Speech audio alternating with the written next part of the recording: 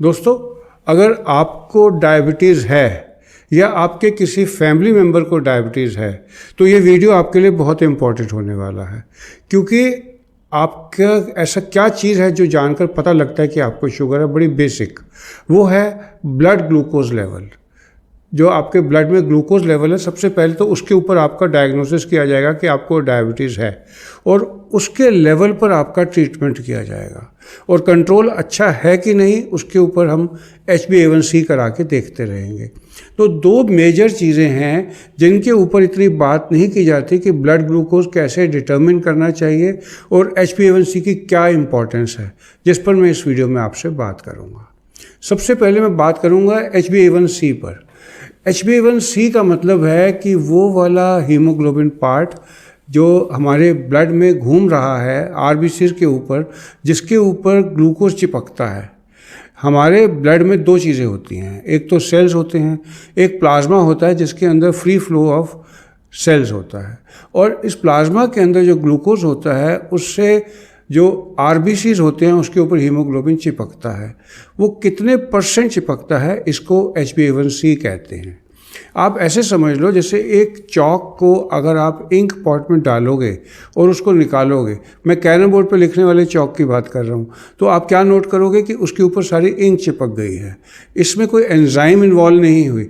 इसी तरीके से हीमोग्लोबिन में बिना एंजाइम इन्वॉल्व हुए जो हीमोग्लोबिन पर चिपकता है ग्लूकोज, उसको HbA1c कहते हैं। और इसकी मात्रा जो है ना अबाउट 5.7% तक नॉर्मल ली जाती है, और अगर ये 6.5 से बढ़ जाए तो कहा जाता है कि उसको डायबिटीज़ है पेशेंट को। और ये जो है ये पिछले 3 महीने का कहते हैं कि हमें बताता है कि पेशेंट को पिछले 3 महीने का कंट्रोल कैसा है। बट ये रफली है, क्योंकि एग्जैक्टली तो ये 3 महीने से ज़्यादा का भी बता सकता है, जैसे मैं अभी आपको बताऊंगा। और रूटीन में ये 1-1.5 महीने का कंट्रोल पेशेंट का कैसा है बताता है। और मेरे विचार में, मेरी पर्सनल ओपिनियन में, HbA1c को इतनी इंपॉर्टेंस दी गई है जितना ये डिज़र्व नहीं करता। शायद क्योंकि हमारे पास दूसरी मॉडलिटी नहीं थी। वो क्यों, मैं आपको बताऊंगा। सबसे पहले तो आप ये जान लें कि HbA1c जो होता है ये फॉल्स ज़्यादा की रीडिंग भी दे सकता है हमारे इंडियन पेशेंट्स में, क्योंकि हमारे यहाँ आयरन डेफिशिएंसी एनीमिया बहुत कॉमन होता है। और जब आयरन डेफिशिएंसी एनीमिया होता है या जब मेगैलोब्लास्टिक एनीमिया होता है B12 की कमी में, तो जो रेड ब्लड सेल्स है उनका लाइफ स्पैन थोड़ा बढ़ जाता है। वो 3 महीने की जगह 4 महीने, 3.5 महीने भी हो जाता है। तो ज़्यादा देर रहने से ग्लूकोज ज़्यादा चिपक सकता है। तो HbA1c फॉल्सली हाई रीडिंग दे देगा अगर पर्सन को ये आयरन डेफिशिएंसी एनीमिया है। आप इसको ऐसे समझिए कि एक पर्सन नॉर्मल है और एक पर्सन है जिसको, दोनों डायबिटिक है। नॉर्मल पर्सन को जो ग्लूकोज लेवल इसमें एनीमिया के मामले में अगर उसको हीमोग्लोबिन लेवल ठीक है, उसके मामले में वो नॉर्मल है, बट उसका मान लीजिए ब्लड शुगर 200 है। उसके मुकाबले में एक आयरन डेफिशिएंसी एनीमिया का पेशेंट जिसका हीमोग्लोबिन 10 है और उसका भी ब्लड शुगर 200 है, तो आयरन डेफिशिएंसी एनीमिया वाले का HbA1c दूसरे के मुकाबले में ज़्यादा आएगा। तो रादर देन आप ग्लूकोज को कंट्रोल करने की सोचे कि पेशेंट का ठीक नहीं है, आपको उसका एनीमिया करेक्ट करना होगा। और यही बात आ जाती है मेगैलोब्लास्टिक एनीमिया के बारे में। और दूसरा, मैंने बड़ी कॉन्फ्रेंसेस में बात की है, इवन फॉरेन में कई डॉक्टर्स से भी वो इतना जोर देते हैं HbA1c पर कि I have kept my HbA1c not more than 7 ever. अब बात ही आती है कि HbA1c आपने किस तरीके से कम किया। अगर आप एक ग्रुप ऑफ दवाइयाँ आती हैं ग्लिटाजोन्स, अगर आप उससे कम करते हैं तो पेशेंट की डेथ जल्दी हो जाएगी। आपका एम HbA1c कंट्रोल करने से ज़्यादा ये है कि आपने इसको कैसे कंट्रोल किया। 3 ग्रुप ऑफ दवाइयाँ आई थी। सबसे पहले ट्रोग्लिटाजोन, वो बैन हो गई क्योंकि वो लिवर डैमेज करती थी।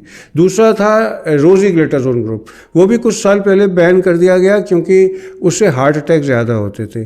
अब एक ग्रुप आया जो आजकल चल रहा है, पायोग्लिटाजोन।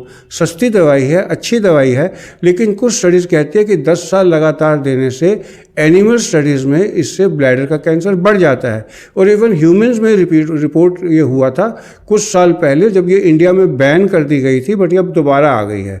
तो मेरा कहने का मतलब है HbA1c आपने कैसे कंट्रोल किया, इसके ऊपर ज़्यादा ध्यान देना चाहिए रादर देन HbA1c एग्जैक्टली के ऊपर।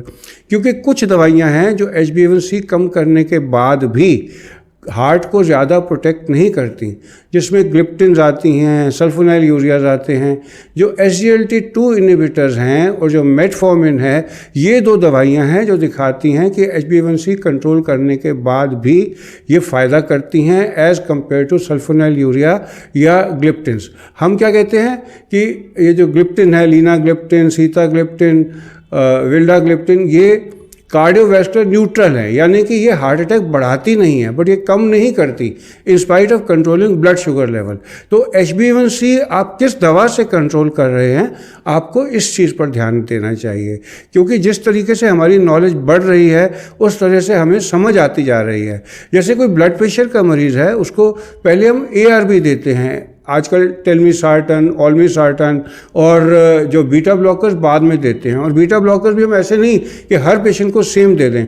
अगर एक प्रेग्नेंट लेडी है तो उसको लेबिटालोल देते हैं, अगर एक पर्सन है जिसको हार्ट फेलियर है उसको कार्बिडोल देना पसंद करते हैं, और एक रूटीन में हम मेटाप्रोलोल देते हैं। हम जो ये आती है प्रोपेनोलोल, ये माइग्रेन हेडेक्स में देना पसंद करते हैं, चाहे सारे बीटा ब्लॉकर्स हैं। तो एक दवा का यूज़ अलग अलग कंडीशन में अलग अलग होता है। डायबिटीज़ में अब तक हमें ये समझ नहीं थी। तो अगर आप डायबिटिक हैं तो अपने पेशेंट से ज़रूर बात करें, अपने डॉक्टर से, कि आपको कौन सी एंटी डायबिटिक ड्रग है जो आपके उम्र के तकाजे से, आपके किडनी फंक्शनिंग के हिसाब से दी जाए, जो न केवल आपका HbA1c कंट्रोल करेगी बट आपको फ़ायदा भी करेगी, आपके किडनीज को भी प्रोटेक्ट करेगी, आपको हार्ट अटैक से भी रोकेगी। तो आज के लिए बस मैं इतना कहना चाहता था। ब्लड ग्लूकोज के ऊपर भी मैं एक वीडियो बनाऊंगा कि आप इसको किस तरीके से मेजर करें, आपको क्या फिंगर प्रिक मेथड से करना चाहिए, वीनस मेथड से करना चाहिए, इन सब का क्या फ़र्क है। तो आप सबका मेरे साथ जुड़ने के लिए धन्यवाद। आप मेरे इस वीडियो को अगर आपको पसंद आए तो शेयर कर दीजिए और एटलीस्ट लाइक तो कर दीजिए। Thank you.